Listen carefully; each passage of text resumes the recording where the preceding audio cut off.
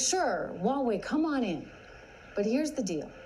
You must share all those incredible technological advances that you've been working on. You got to share it with us. Would that be okay?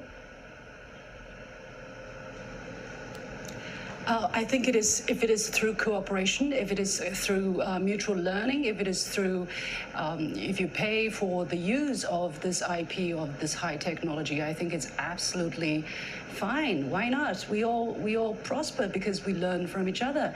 I learned English because I had American teachers. I learned English because I had American friends. I still learn how to do journalism because I have American copy editors or editors. So I think that's fine so long as it is not illegal. I think everybody should do that, and that's how you get better, right? But you mentioned something pretty important, which is that you should pay for the acquisition of that. And, you know, look, I think that the liberalized economic world in which we live has valued intellectual property, and it's governed by a set of laws. And so we all need to kind of play by the rules and play by those laws if we're going to have that kind of trust between each other. But I think you bring up some good points. Let me turn to China right now, which is now, wow, the second largest economy. At what point will China decide to abandon its developing nation status and, well, stop borrowing from the World Bank? Well, I think this kind of discussion is going on, and I've heard very live discussions about this. And indeed, there are people talking about China already becoming so big. Why don't you just grow up? But basically, I think you said it in your program as well. China grow up. Well, I think we want to grow up. We don't want to be, you know, dwarfed or poor, or underdeveloped all the time. But it depends on how you define developing country, right? If you look at China's overall size, the overall size of the Chinese economy, yes, we are very big, the world's #1. But don't forget, we have 1.4 billion people. That is over 3 times the population of the United States. So if you divide the second largest overall economy in the world, basically when it comes down to per capita GDP, we're I think less than 1/6 of that of the United States, and even less than some other more developed countries in Europe. So you tell me, where shall we put ourselves? This is a very complicated issue because per capita, as I said, is very small, but overall it's very big. So we can do a lot of big things, and people are looking upon us to do much more around the world. So I think we are doing that. We're contributing to the United Nations. We are the world's biggest contributor to the UN peacekeeping missions, and we're giving out donations and humanitarian aids and all of that because we know we have to grow up. And Trish, thank you for that reminder. Let's get to the tariffs. I've seen some of your commentaries too, and Xin, I appreciate that you think China could lower some of its tariffs. I watched you say that, and I'm totally in agreement with you. In 2016, the average tariff, effectively a tax, that was charged on an American good in China was 9.9%, and that was nearly 3 times what the U.S. was charging. So what do you say about this? What do you think about saying, hey, you know, to heck with these tariffs, let's get rid of them altogether? Would that work? I think that would be a wonderful idea. I mean, don't you think for American consumers, products from China would be even cheaper, and for consumers in China, products from America would be so much cheaper too. I think that would be a wonderful idea. I think we should work towards that. But you know, you talked about rule-based system, rule-based order. This is the thing. If you want to change the rules, it has to be done in mutual consensus. Basically, when you talk about tariffs, it is not just between China and the United States. I understand if you lower tariff just between China and the United States, the Europeans will come, the Japanese will come, the Venezuelans probably will come and say, hey, we want the same tariff. You can't discriminate, you know, between countries. So it is a very complicated settlement to reach, and I think the last agreement that China and the About trade, yes, I'm talking about tariffs. And I think the last time when the world agreed on the kind of tariff reduction China should commit to was exactly the result of multilateral and years of difficult negotiations. The United States saw in its interest and decided to what degree they can agree or to what degree they can lower their tariff. Nobody put a gun at their head. And China agreed to, although with some difficulties, to lower our tariff considerably. It is all the decision of countries according to their own self-interest. Now, things are different. Yes, I agree. 20 years later, what are we going to do? Maybe these old rules need to be changed. You know what? Let's talk about it. Let's do it according to the rules, the same rules. If you don't like the rules, we'll change the rules. But again, it has to be a multinational, a multilateral decision I process. would just say, you can go back to the trade agreement of 1974, Section 301. There is a rule that enables the United States to use tariffs to try and influence the behavior of China should it be stealing our intellectual property. And that, I think, in some ways is part of what this all comes back to, and it's this sense of trust. And I hear you on the forced technology transfer, and I think that some American companies perhaps have made some mistakes in terms of being willing to overlook what they might have to give up in the near term. But this is an issue, I think, where the country as a whole needs to step in, and we're seeing the United States do that, perhaps in a way that hasn't happened. I mean, it's been in the background. Don't get me wrong. I think previous administrations have identified the challenge, but have really been a little unwilling to take it on. So we're living in these very different times. How do you define state capitalism? You mean how do I define? Sorry, I didn't hear the last thing. You mean forced technology transfer, or so-called state forced capitalism. technology transfer? No. Well, I guess forced technology transfer may be part of that, but state capitalism. In other words, one of the things that with the forced technology transfer, and somehow you kind of skid it away. I'm playing you a compliment here. Hang on one second, Xin. I want to say that I think your system of economics is very interesting because, you have a capitalist system, right? But it's state-run. So talk to us about that. How do you define it?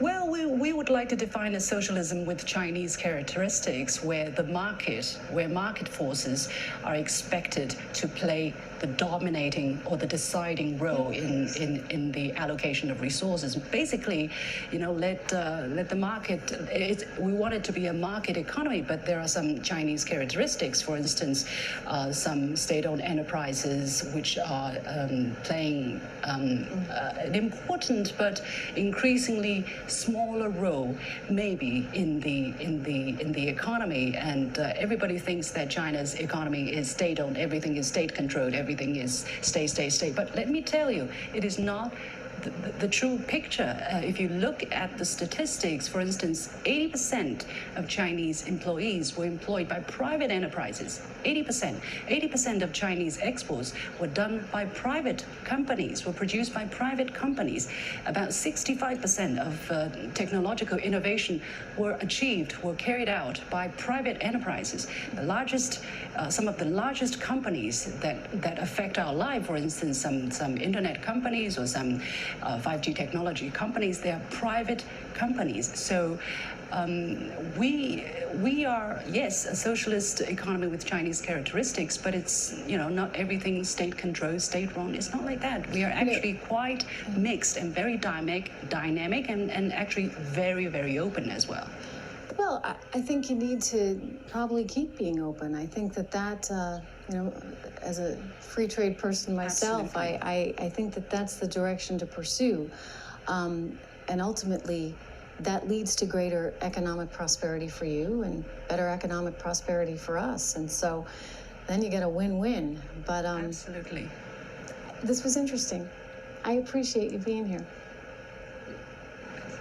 Thank you. Thank you so much. If you want to have a discussion in the future, we can do that. If you want to come to China, I'd love it. You're welcome, and I'll take you around. Thank you, Trish, for the opportunity. Thank you so much. Okay, look, I would just say, as I told Xin, no one wants a trade war, but we have to think long and hard about the right next steps. Interesting conversation coming up next. We have live reaction from former Reagan Defense Assistant Under Secretary Ronald Reagan. We have Michael Pillsbury.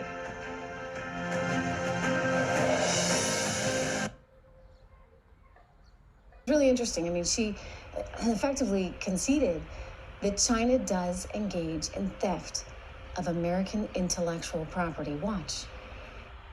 I do not deny that there are IP infringement, there are copyright issues, or there are piracy, or even theft of commercial secrets. I think that is something that has to be dealt with, and I think the Chinese government and the Chinese people, and me as an individual, I think there's a consensus, because without the protection of IP right, nobody, no country, no individual can be stronger, can develop itself. So there we go. Pretty interesting conversation. The first of its kind, actually. And I guess you can say I certainly welcome all sides. I do. I do, because that diversity makes us better informed. Joining me right now, Senior Fellow and Director for Chinese Strategy at the Hudson Institute and author of The 100-Year Marathon, Michael Pillsbury. Michael, good to see you. Hi, Trish. Hi. What's your reaction to that? Well, I thought you're both very well prepared. I would recommend another round. Let this just be the first. You'll notice how it is possible to get agreement in principle on intellectual property theft. She was willing to admit to you that China has a state-controlled economy, but she claims it's 80% free market. So that could be negotiated. You're a pretty good negotiator. You were very polite. You didn't get angry at her for calling you emotional last time. You had a lot of substantive points. I thought she was very poised. She was ready to make some of her key points and also to be pleasant. This is part of the problem President Trump's team of negotiators have faced over the past year. The Chinese are very pleasant, and they essentially deny almost everything. So we ended up with this 150-page agreement, which I think was excellent in its details and its enforcement. Then they backed out of a great deal of it, and now we're at an impasse where there's no talks going on anymore. Well, look, so the talks should happen, and that kind of transparency, I think, is needed. Yes. I did appreciate that she admitted the intellectual property theft, because I think that's a big one. I think that's really a sticking point. They have trials and courts. Yeah. Now. Hey, Michael, stay with me. Don't go anywhere. We're going to talk some more about this. I have to take a quick commercial break. Be right back. Member of the CCP, the Communist Party of China, but you can't really operate as a television network there. Am I right? If you're not subscribing to party belief? Yes, I don't want to say she'd be arrested immediately, but she's very discreet. I thought she very much sticks to the line of the Chinese Communist government. There's no criticism of President Xi. And in a way, Trish, I thought one very good thing was when you kept calling her Xin. Xin means happy in Chinese. I thought she's a very pleasant person.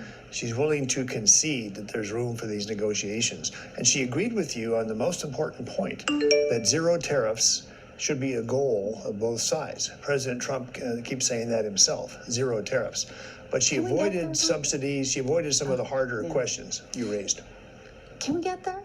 I mean, in your view, can we get there with China? I mean, the intellectual property thing, I think, is pretty challenging, because we've seen, case after case, and sometimes they say they'll do something and then they don't. And we keep saying, okay, next try.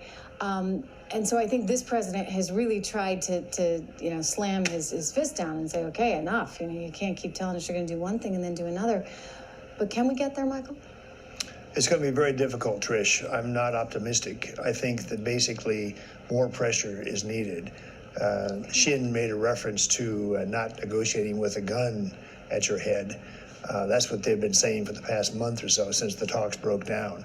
I think it is going to take more pressure. It's going to take more realization on their side of the damage that's being caused to the Chinese people by their obstinate position and their reneging on the agreement. So I think a second round where you and Xin get into more detail. I'd love to get into subsidies, get into some of the more specific issues. We'll dig in. Hey, Michael, it's good to see you. Thank you. I have some more thoughts on all this. Thank you. I'll share them with you right after this.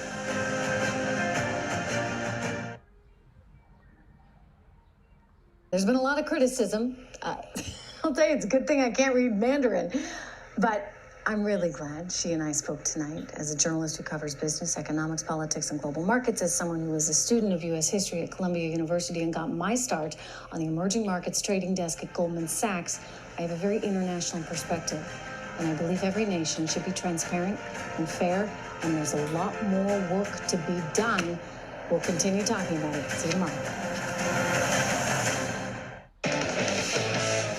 Thanks, Trish. Ladies and gentlemen, case closed. Or is it?